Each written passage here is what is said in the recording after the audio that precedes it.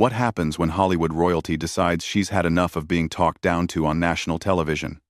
The studio lights were blazing hot that Tuesday morning as Jada Pinkett Smith settled into her chair at the view table, but nothing could have prepared the audience for the verbal demolition that was about to unfold. By the time the cameras stopped rolling, one of daytime television's most outspoken hosts would storm off her own show, leaving behind a legacy of awkward silence and a guest who refused to back down. If you're ready to witness one of the most explosive confrontations in talk show history, make sure to hit that subscribe button and drop a comment below, because this story will leave you questioning everything you thought you knew about live television dynamics. The morning started like any other episode of The View. Joy Behar shuffled her notes with that familiar confidence, her reading glasses perched on the edge of her nose as she prepared to grill another celebrity guest. The show had built its reputation on tough questions and even tougher hosts, but Joy had always prided herself on being the sharpest knife in the drawer. She'd taken down politicians, movie stars, and business moguls with equal measure, always walking away victorious with her signature smirk intact. "Our next guest needs no introduction," Joy announced to the camera, her voice carrying that distinctive New York edge that had made her a household name. "She's an actress, producer, and recently author who has never shied away from controversial topics. Please welcome Jada Pinkett Smith." The audience erupted in applause as Jada walked onto the set, her posture radiating the kind of quiet confidence that comes from years in the spotlight. She wore a crisp white blazer that seemed to glow under the studio lights, her hair pulled back in a way that accentuated the sharp angles of her face. There was something different about her energy today. Something that the seasoned hosts should have picked up on, but didn't. "Jada, welcome back to The View," Joy said, extending a hand that Jada shook with a firm grip. "Thank you for having me, Joy," Jada replied, her voice steady and measured. As they settled into their chairs, the other hosts, Whoopi Goldberg, Sarah Haynes, and Alyssa Farah Griffin, exchanged the usual pleasantries. The conversation began innocuously enough, touching on Jada's latest projects and her recent book tour. But Joy, true to form, was simply warming up for the main event. "So Jada," Joy began, leaning forward with that predatory gleam in her eyes, "let's talk about the elephant in the room. Your marriage has been, shall we say, unconventional. Do you think your public discussions about your personal life have been helpful or harmful to your family?" Jada's expression didn't change, but those who knew her well might have noticed the slight tightening around her eyes. "Joy, I think honesty and transparency are always helpful, especially when you're dealing with complex human relationships. But don't you think," Joy pressed on, her voice taking on that prosecutorial tone she was famous for, "that some things should remain private? I mean, your children have had to grow up with their parents' intimate details splashed across every magazine and talk show. Isn't that a form of child abuse? I mean, one more grow up." The question hung in the air like a loaded gun. The studio audience shifted uncomfortably in their seats, sensing that something had just shifted dramatically. Whoopi cleared her throat, preparing to intervene, but Jada held up a hand that suggested she was more than capable of handling this herself. "Child abuse?" Jada repeated, her voice dropping to a lower register that somehow made it more commanding than any shout could have been. "Joy, I'm going to stop you right there. You want to talk about abuse? Let's talk about the abuse of using someone's pain as entertainment for your audience ratings." Joy's confident smirk faltered for just a moment. She'd expected pushback, but not this level of controlled intensity. "I'm simply asking the questions that our viewers want answered. Jada, that's what journalism is about." "Journalism?" Jada let out a laugh that had no humor in it whatsoever. "Is that what you call this? Because from where I'm sitting, it looks like a woman who's never had the courage to be vulnerable in her own life, trying to shame another woman for having that courage." The camera operators were having a field day, zooming in on both women's faces as the tension ratcheted up several notches. Joy's face was beginning to flush, a telltale sign that she was losing control of the narrative she thought she was directing. "Now wait just a minute," Joy snapped, her famous composure starting to crack. "I've been in this business for decades, and I don't need some Hollywood princess telling me what journalism is." "Hollywood princess?" Jada's eyebrows shot up, and for the first time since sitting down, she smiled. But it wasn't a pleasant smile. It was the kind of smile that came right before someone's world got turned upside down. "Joy, let me tell you something about princesses. Real princesses don't hide behind their crown when they're scared. They face their fears head on." "What's that supposed to mean?" Joy demanded. But there was something in her voice now that suggested she really didn't want to know the answer. Jada leaned back in her chair, suddenly looking completely relaxed, despite the electric tension crackling between them. "It means that for all your tough talk and aggressive questioning, you've never once had the guts to examine your own life with the same scrutiny you demand from your guests." The words hit Joy like a physical blow. Her mouth opened and closed several times, but no sound came out. The other hosts were frozen in their chairs, unsure whether to jump in or let this verbal boxing match continue to its inevitable conclusion. The studio audience was so quiet, you could hear the hum of the overhead lights. "Excuse me?" Joy finally managed, her voice barely above a whisper. "You heard me perfectly," Jada replied, her tone remaining conversational despite the nuclear bomb she'd just dropped. "You sit here every day, hiding behind this desk, throwing stones at people who have the courage to live their lives authentically. But when was the last time you looked in the mirror and asked yourself the hard questions?" Joy's face was now completely red, her hands gripping the edge of the table so tightly her knuckles had turned white. "How dare you come on my show and attack me personally? This is supposed to be about you and your choices." "Your show?" Jada laughed again, and this time, there was genuine amusement in it. "Joy, this isn't your show. This is The View. Last I checked, there were other people at this table. But that's the problem, isn't it? You think everything revolves around you and your opinions." Whoopi finally found her voice. "Ladies, perhaps we should take a step back here." "No, Whoopi," Jada said, her eyes never leaving Joy's face. "I think it's time someone said what everyone in this studio is thinking. Joy, you've built your entire career on being the mean girl at the lunch table. You think cruelty is the same thing as intelligence, and you've convinced yourself that tearing other people down somehow builds you up." "I am not cruel," Joy sputtered, her famous composure completely shattered now. "I ask tough questions. That's what separates real journalists from celebrity fluff pieces." "Real journalists?" Jada's voice rose for the first time, but it was controlled power, not wild emotion. "Real journalists do research. They ask thoughtful questions. They don't ambush their guests with accusations of child abuse because they think it'll make good television." Joy stood up abruptly, her chair rolling backward with such force it nearly toppled over. "I don't have to sit here and listen to this." "Actually, you do," Jada said, remaining perfectly seated and calm. "Because for once in your life, you're not in control of this conversation. You wanted to play hardball? Well, congratulations. You're finally playing with someone who knows how to swing the bat." The camera crew was working overtime now, capturing every micro-expression, every bead of sweat forming on Joy's forehead. The director in the booth was probably having the best day of his career, knowing they were witnessing television gold in real time. "You know what your problem is, Joy?" Jada continued, her voice taking on an almost therapeutic quality. "You're so desperate to be relevant, to be seen as this fearless truth-teller, that you've forgotten the difference between being brave and being a bully." "I am not a bully," Joy shot back, but her voice cracked on the word bully.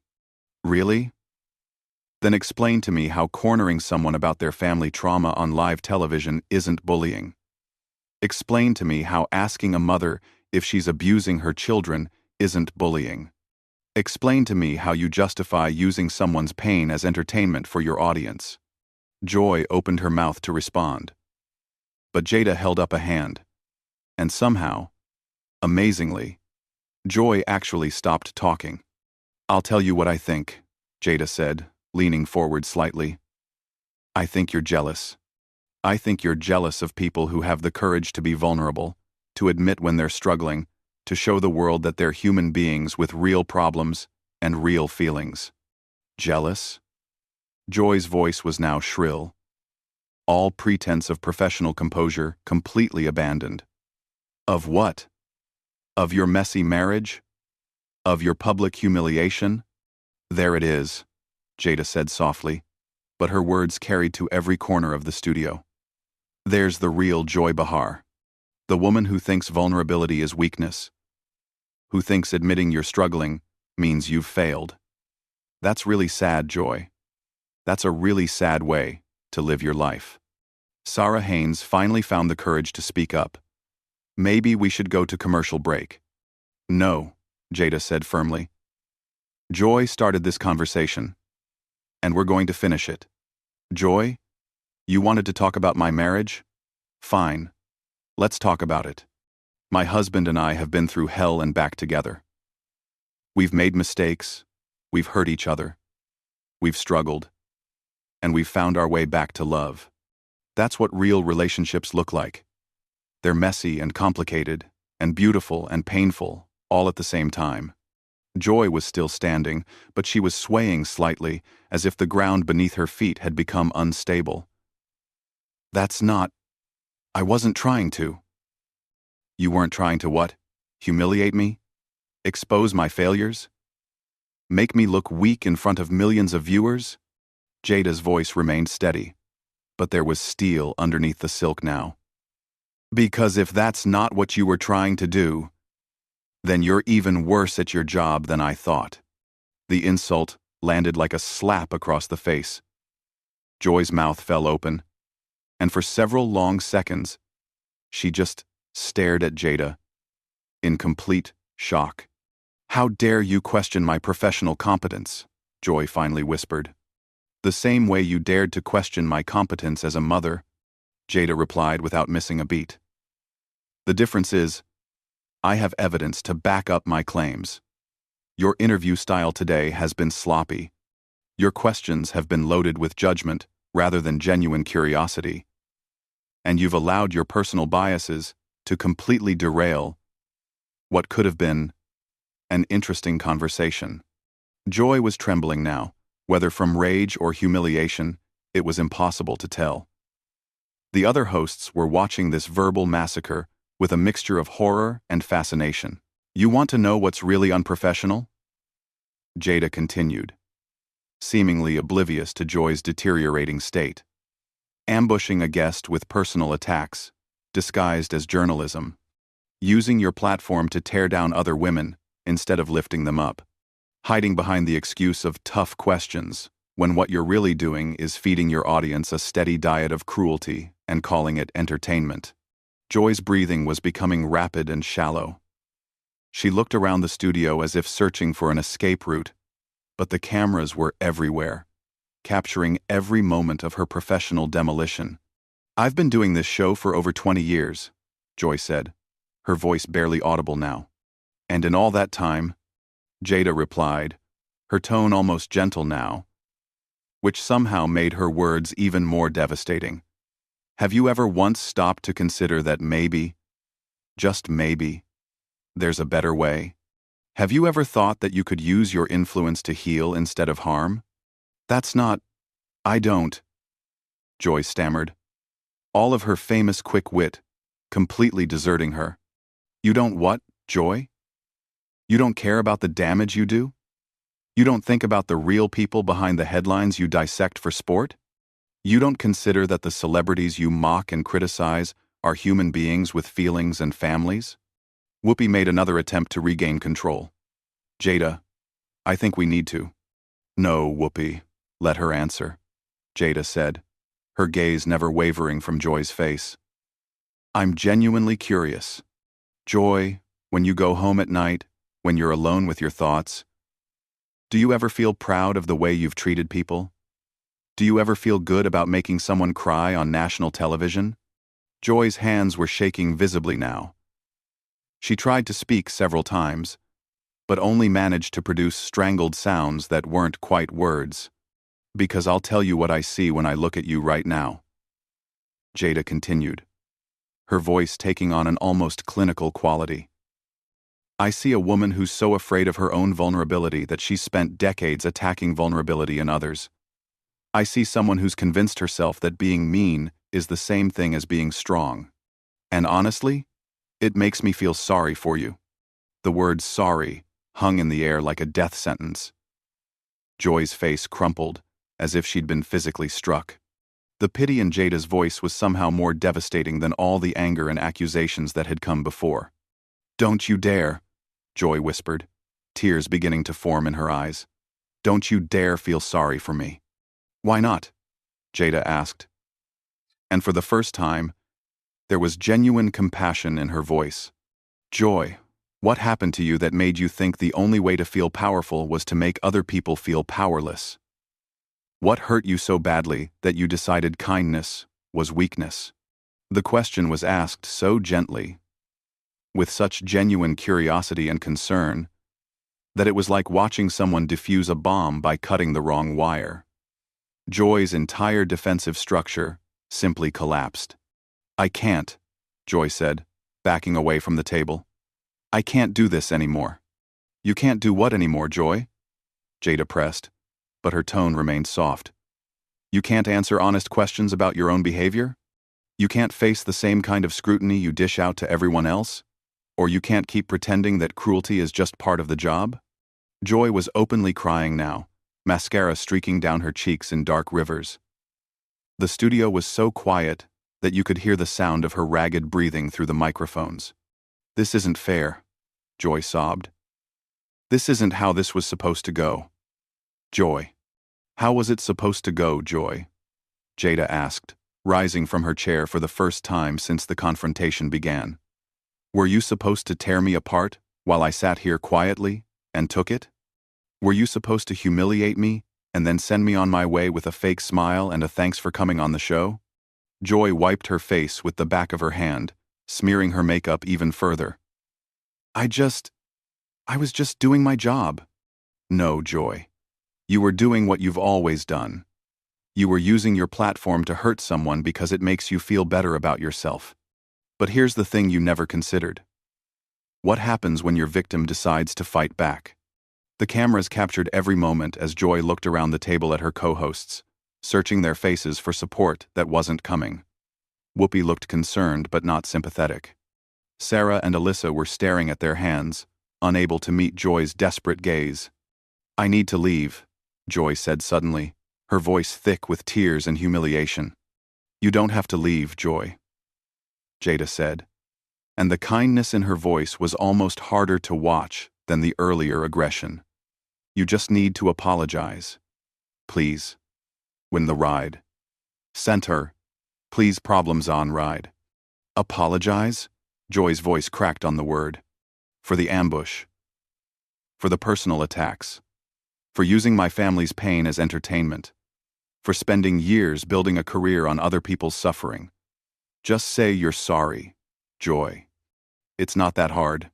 Joy stood there for what felt like an eternity, tears streaming down her face, her whole body shaking. The studio was so silent, you could have heard a pin drop. Everyone was waiting to see if she would find the courage to take responsibility for her actions. Instead, Joy ripped off her microphone with such force that the wire snapped. She threw it down on the table where it landed with a sharp crack that echoed through the studio. "I quit," she said, her voice barely recognizable through the tears and rage. "I quit this show. I quit this network. I quit all of it." Without another word, Joy Behar stormed off the set, leaving behind a trail of stunned silence and a guest who had just accomplished something that seemed impossible. She had rendered one of television's most notorious loudmouths completely speechless. As the cameras continued to roll, Jada calmly returned to her seat and looked directly into the camera with a slight smile. "And that," she said to the millions of viewers watching at home, "is what happens when you confuse courage with cruelty." The confrontation that shook daytime television to its core shows us that sometimes the most powerful response to aggression isn't more aggression, but simply refusing to be a victim. What did you think of Jada's handling of Joy's attack? Was she too harsh? Or was it exactly what Joy needed to hear? Drop your thoughts in the comments below, and make sure to subscribe for more incredible stories that prove truth really is stranger than fiction.